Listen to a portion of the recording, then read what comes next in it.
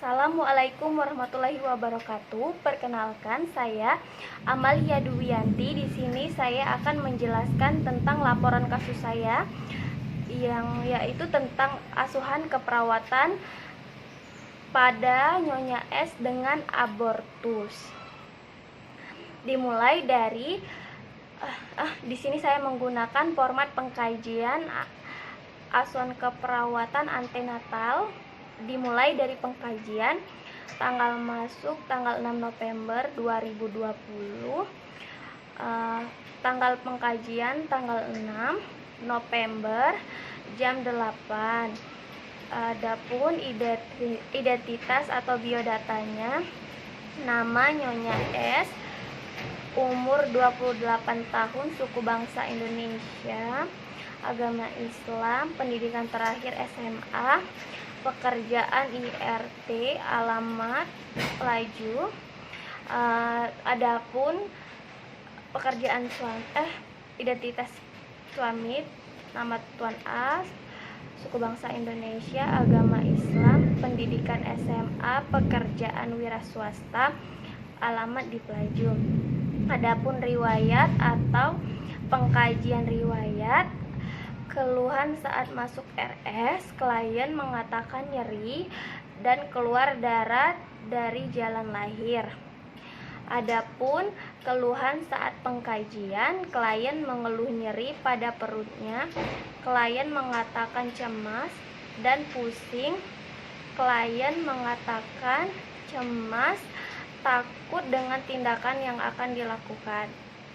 Pengkajian PQRST, P, nyeri saat bergerak, Q atau Q, nyeri saat nyeri seperti diremas-remas, R, nyeri pada bagian bawah perut, S atau skalanya 7 atau nyeri berat, T, nyeri datang timbul kurang lebih 5 menit. Adapun riwayat obstetrik, haid pertama umur 13 tahun, teratur, siklus 28 hari, lamanya 4 hari, banyaknya 3 kali ganti pembalun, keluhan tidak ada. Adapun riwayat kehamilan dan persalinan dan nifas yang lalu, anak pertama umur 24 tahun, usia kehamilan 38 minggu dan jenis persalinan normal, tempat persalinan di rumah sakit, komplikasi tidak ada, ibu dan bayi, penolong bidan, berat 2,700 gram, tinggi 51 cm, keadaan normal, laktasi baik, keadaan nifasnya normal. Untuk genogram, pasien tinggal serumah dengan suami dan anak. Adapun riwayat kehamilan G2 P1 A0, keluhan trimester pertama keluar darah per vagina, trimester kedua belum dilakukan, trimester ketiga pun belum dilakukan. Gerak janin pertama kali, klien belum merasakan pergerakan janin. Keluhan yang dirasakan saat ini, klien mengatakan nyeri bagian perut bawah, keluar darah di jalan rahim, dan merasa cemas dengan tindakan yang akan dilakukan. Perasaan tentang kehamilan ini, klien merasa senang dengan kehamilannya. Adapun rencana perawatan bayi, klien mengatakan ingin merawat bayi secara mandiri.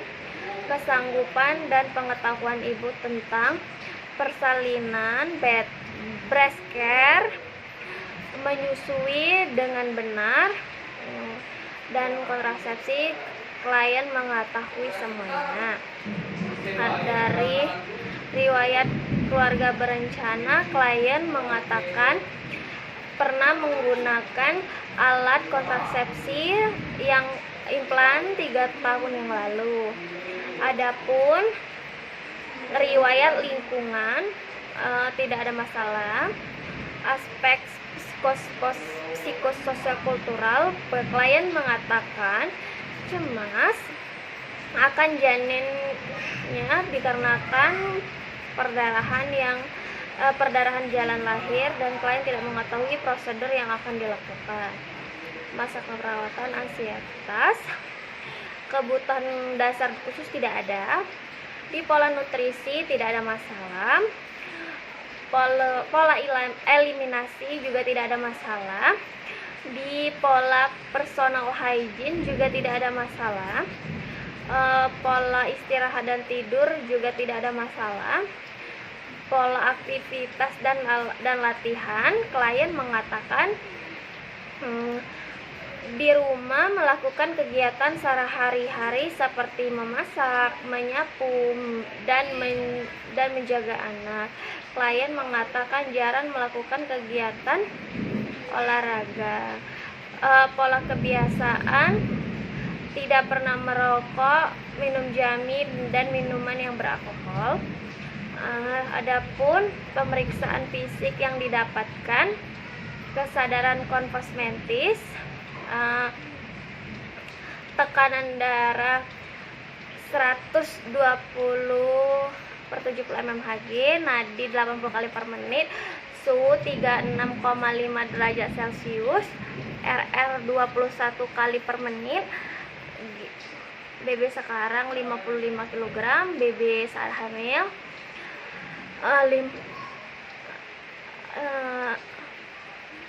sebelum hamil maksudnya 50 gram, bentuk kepala. Adapun pengkajian kepala tidak ada masalah keperawatan, mata juga tidak ada masalah keperawatan. Di hidung juga tidak ada masalah keperawatan. Mulut dan tenggorokan, karies tidak ada. Kesulitan menelan juga tidak ada. Terdapat maksudnya mukosa bibir kering, mulutnya juga kering, terdapat kering, dan pada pengkajian dada dan aksila tidak ada masalah perawatan. Pernapasan juga tidak ada masalah perawatan. Sirkulasi jantung juga tidak ada masalah keperawatan. Pada abdomen bentuk simetris. Palpasi, nyeri tekan di bawah abdomen, di bagian perut bawah. Pada Leopard 1, pundus terasa tegang. Masalah keperawatan, nyeri akut.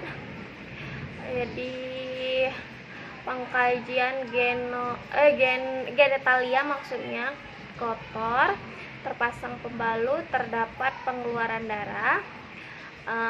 Masalah keperawatannya, kekurangan volume cairan. Pada ekstremitas, turgor kering, kulitnya tampak kering, warna kulit sawo mateng. Untuk ekstremitas tidak ada masalah keperawatan. Untuk analisa data, untuk DS yang pertama, klien mengatakan nyeri di perut bawah, nyeri saat bergerak, nyeri seperti diremas, nyeri pada bagian perut bawah, skala nyeri 7 atau nyeri berat. Nyerinya datang timbul kurang lebih 5 menit. Adapun DO-nya, klien merasakan kesakitan pada perut bawah. Pada saat palpasi ditemukan nyeri tekan di perut bawah, skala nyeri 7, ekspresi wajah meringis, dan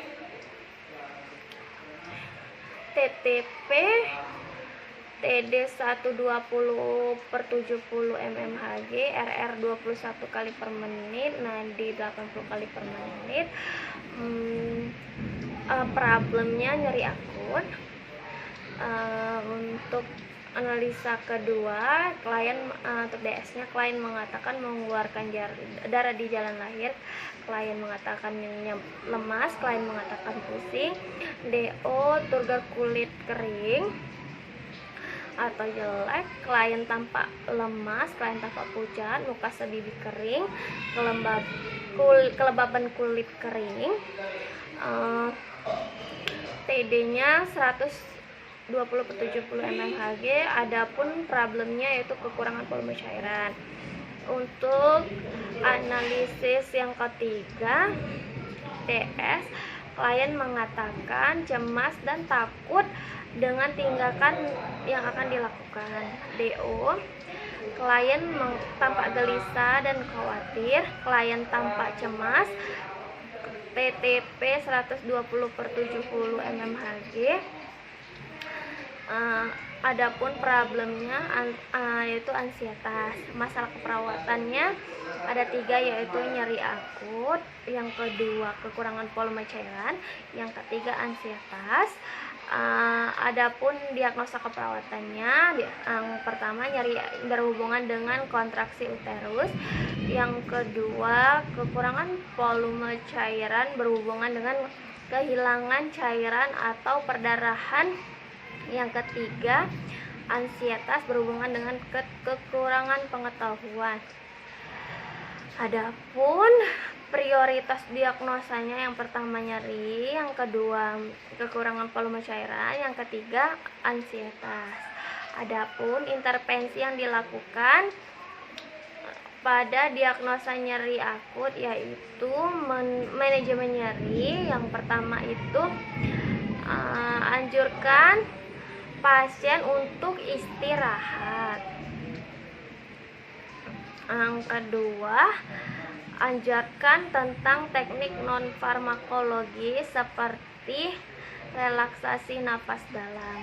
Yang ketiga, menganjurkan klien untuk menghindari aktivitas yang berat dan menggunakan teknik relaksasi jika masih terasa nyeri. Yang keempat, lakukan pengkajian nyeri secara komprehensif, termasuk lokasi, karakteristik, kualitas, dan faktor predisposisinya. Yang kelima, gunakan teknik komunikasi terapeutik untuk mengetahui pengalaman nyeri. Keenam, gunakan teknik komunikasi terapeutik untuk mengetahui pengalaman nyeri. Yang ketujuh, kolaborasikan dengan dokter dalam pemberian analgetik untuk mengulangi nyerinya.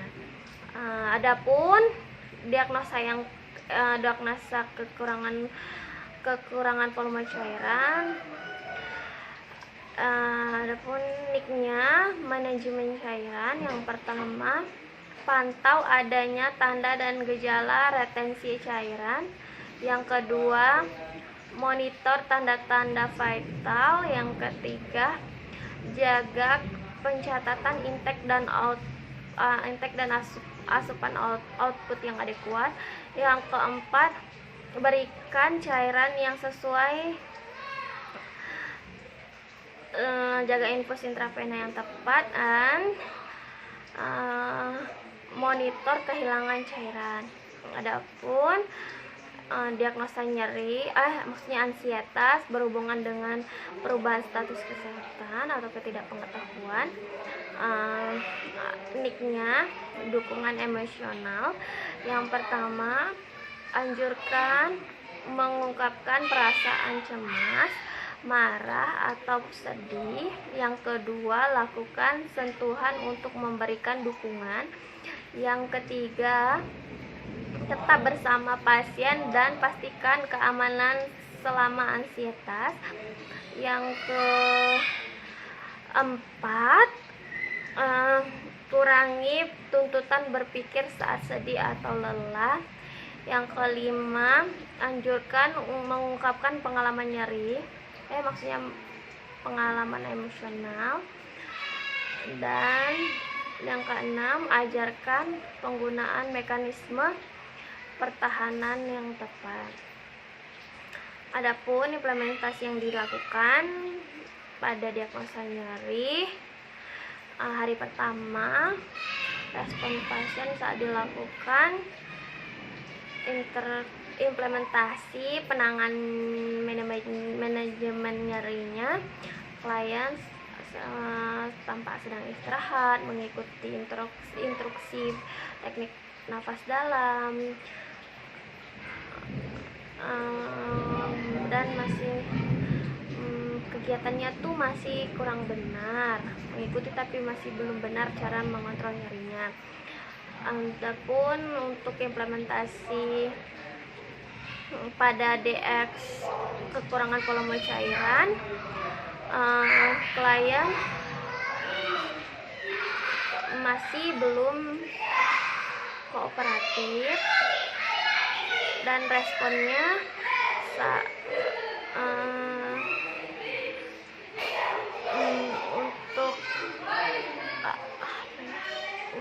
untuk penanganan ansietasnya juga masih cemas dan masih belum kooperatif saat diajarkan penanganan ansietasnya. Hari kedua pasien sedikit kooperatif.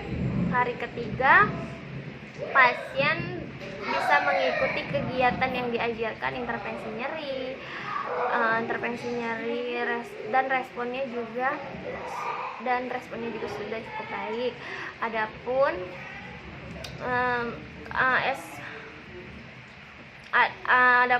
evaluasi atau SOAP-nya pada hari pertama masih mengatakan nyeri, masih belum bisa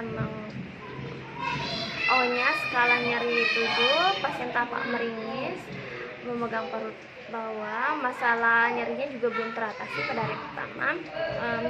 Intervensinya dilanjutkan. Untuk kekurangan volume cairan juga masih mengeluarkan pendarahan, mengatakan lemas, pusing, turgor kulit juga jelek dan pucat, mukosa bibir juga kering. Masalah volume cairan juga belum terasa sih pada hari pertama. Lanjutkan lanjutkan intervensi. Diagnosa ansietas, klien masih mengatakan cemas di hari pertama, tampak gelisah, tampak cemas juga. Masalah ansietas juga belum terasa atasi, intervensi masih dilanjutkan. Hari kedua sudah terasasi sebagian, dan hari ketiga intervensi nyeri, klien mengatakan nyerinya berkurang dan ekspresi wajahnya juga tidak meringis. Sudah bisa melakukan cara relaksasi dengan benar untuk diagnosa untuk masalah keperawatan. Masalahnya juga terasa sebagian. Untuk kekurangan volume cairan juga terasa sebagian. Intervensi selanjutnya, pasien dianjurkan untuk kuret. Adapun diagnosa ansietas pada hari ketiga,